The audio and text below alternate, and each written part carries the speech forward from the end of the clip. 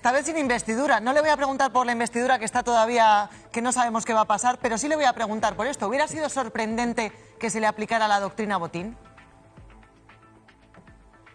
Pues lo sorprendente es la propia doctrina Botín, porque la interpretación que se hizo por la que entonces era mi sala, en la que yo no pude participar porque era emérito, me parece que no responde a la lógica y sobre todo al contenido de la ley de enjuiciamiento criminal.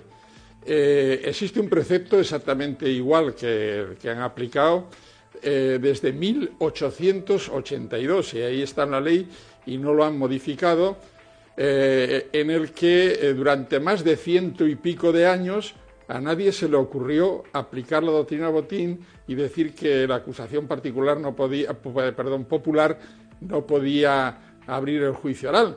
De repente surge esta doctrina, que yo creo que más bien deberíamos decir que es del presidente de la principal entidad financiera española. En este caso se llamaba Botín, y en otro caso se podía llamar de otra manera. La única interpretación lógica, racional, ajustada a lo que ha sido la tradición jurisprudencial y que después se viene a reconocer indirectamente en el caso de Atucha, es la que se venía haciendo, y que además la propia ley en el artículo anterior habla de que se dará traslado a las partes acusadoras y no excluye a la acción popular.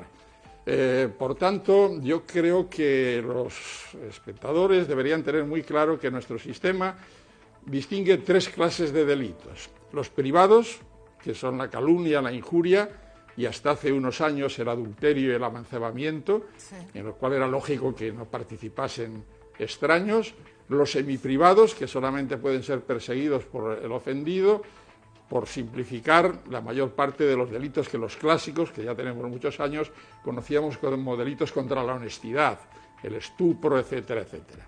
Y después los delitos públicos. Y en los delitos públicos, repito, durante 100 y pico de años nadie ha puesto en cuestión que la acusación popular pudiera abrir el juicio oral. Resulta que Hacienda sí somos todos. Bueno, por supuesto. Además, bueno, el auto, que es muy extenso, yo lo comprendo porque requiere la atención de toda la opinión pública, no solamente la científica, sino también la ajena, pues quizás se extiende demasiado, pero es rotundo, perfecto, lógico y racional, ajustado a las tesis del juez Castro y ajustado también a las tesis que sostuvo otra sección distinta de la Audiencia Provincial de Palma de Mallorca hace ya un tiempo. Se ha hablado de la postura del fiscal y yo quisiera hacer una aclaración, dada la naturaleza del delito.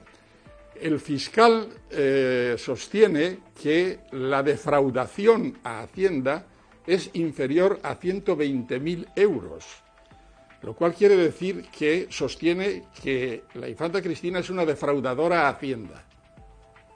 Pero como no supera los 20.000, no es delito, pero sin embargo sigue siendo defraudadora. Y esa es la tesis que va a utilizar en el juicio oral, manejando de una forma un tanto insólita dos informes contradictorios de la agencia tributaria. ¿Habrá escuchado al abogado de la infanta, Miquel Roca, también? Los 120.000. Sí. Le preguntaba si habrá escuchado al abogado de la infanta, Miquel Roca, diciendo que lamenta la pena del banquillo a la que se va a someter a la infanta. No sé si está sugiriendo que hay algún tipo de interés en culpar a la infanta.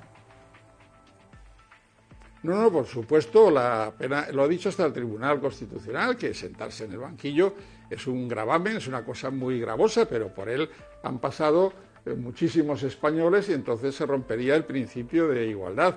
Y estoy de acuerdo con él que no es nada agradable estar sentado en el banquillo de los acusados. Ahora, sobre todo en un juicio tan largo, y tendrá que esperar hasta el momento final en que se dicte la sentencia definitiva, tendrá que declarar a las preguntas que le formulen, que yo creo que se las formularán, el fiscal y la abogada del Estado y la acusación popular, y eso también va a ser un momento interesante del juicio oral.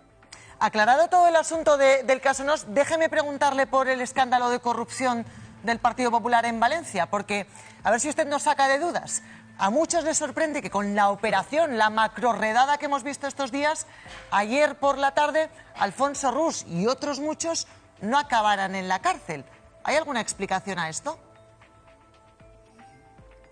Bueno, vamos a ver, yo comprendo que la opinión pública pues tiene una cierta sensibilidad sobre la corrupción, estima que hay gente que por delitos menores contra la propiedad va a prisión y otros no. Que conste que yo, como regla general, y bueno, no solamente es una opinión mía, es una opinión del Tribunal Constitucional y del Tribunal de los Derechos Humanos de Estrasburgo, la prisión es la excepción, la libertad es la regla.